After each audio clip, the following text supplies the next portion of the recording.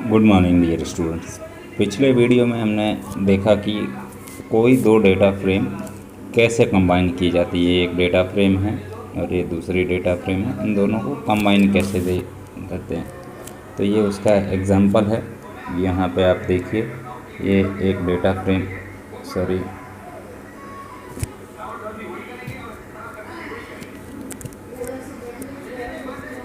ये आपके सामने दो डेटा फ्रेम कंबाइंड है। पहली डेटा फ्रेम ये थी और ये दूसरी डेटा फ्रेम थी। कैसे कंबाइन की थी हमने, ये स्टेटमेंट आपने क्रिएट करने के डेटा फ्रेम देखे थे।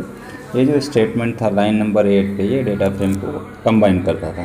ये फर्स्ट डेटा फ्रेम है, ये उसके कॉलम्स हैं वैल्यू 1 और वैल्यू 2, और ये उसके जो दूसरी डेटा फ्रेम के कॉलम्स हैं।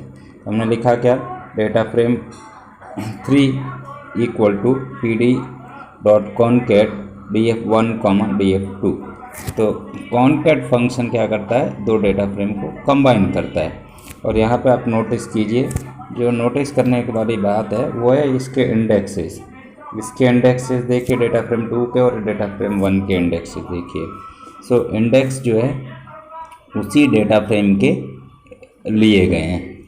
लेकिन अगर हम चाहते हैं कि ये डेटा फ्रेम के इंडेक्स ऑटोमेटिकली नए जनरेट हो जाएं, डेटा फ्रेम 3 जो है जो नया क्रिएट होगा उसमें इंडेक्स जो है ऑटोमेटिकली आ जाए, नए जनरेट हो जाएं, जो प्रीवियस इंडेक्सेज हैं डेटा फ्रेम के वो इग्नोर हो जाएं।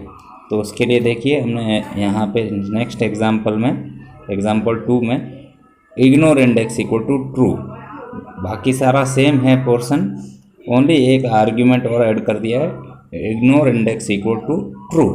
तो यहाँ पे देखिए आप, ये डेटा फ्रेम 1 था और ये डेटा फ्रेम 2 था। तो यहाँ पे हमने देखा कि ये जो इंडेक्स है ऑटोमेटिकली नए जनरेट हो गए, बाकी सारी वैल्यूज़ सेम हैं और ये पूरे दो डेटा फ्रेम कंबाइन हो गए हैं और इसमें नए इंडेक्स जनरेट हो गए हैं। प्रीवियस इंडेक्स जो है, प्रीवियस इंडेक्स जो थे वो इग्नोर हो गए, IGNOR, इग्नोर हो गए। तो ये किससे हुआ है, ये यहाँ पे एक आर्ग्यूमेंट ऐड कर दिया हमने, ignore index equal to true, जिससे ये हो रहा है।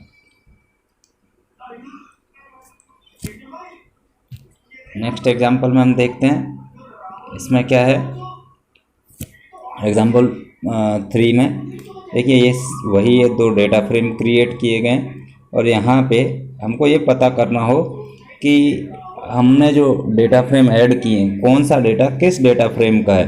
तो panda also provides you with an option the data frames after the concatenation a key so that you may know which data belongs to which data frame. तो यहाँ पे ये देखिए, ये जो पोर्शन है, ये डेटा 1 और डेटा 2 जो लिखा हुआ है ये आपको बताएगा।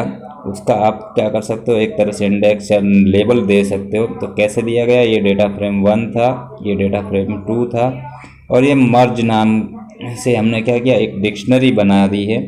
मर्ज नाम की एक क्या किया, डिक्शनरी बनाई है, जिसके अंदर क्या है, आपका पहला डेटा है वो डेटा फ्रेम 1 है, दूसरा डेटा है वो डेटा फ्रेम 2 है, और फिर डेटा फ्रेम 3 में मर्ज फंक्शन, मर्ज डिक्शनरी को पास कर दिया। तो आप देखिए, ये एक तरह से की हो गई है डिक्शनरी की, और ये वैल्यूज़ हो गई है।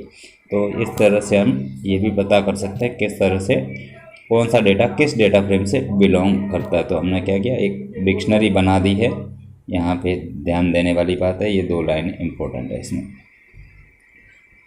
एग्जाम्पल 4 में हम देखते हैं कि अगर हमारे को क्या है, to concatenate data frame along the column you can specify the axis as parameter as 1।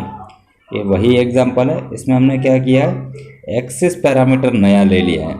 Axis parameter क्या दे दिया, 1। पहले जो हमने प्रीवियस एग्जांपल में ये एक्सिस से किया था, ये एक्सिस कौन सा है, 0, हमने स्पेसिफाई नहीं किया था कॉनकैट फंक्शन में। तो यहाँ पे एक्सिस क्या ले लिया उसने, 0 ले लिया, और एक्सिस 0 कौन सा होता है, वर्टिकल एक्सिस होता है।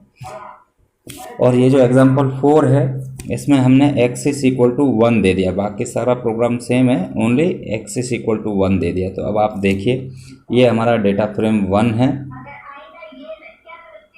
और ये हमारा डेटा फ्रेम 2 है, और यहाँ पे दोनों डेटा फ्रेम मर्ज हो गए किससे, इस लाइन नंबर 8 से, और हमने एक आर्ग्यूमेंट ऐड किया है that is x is equal to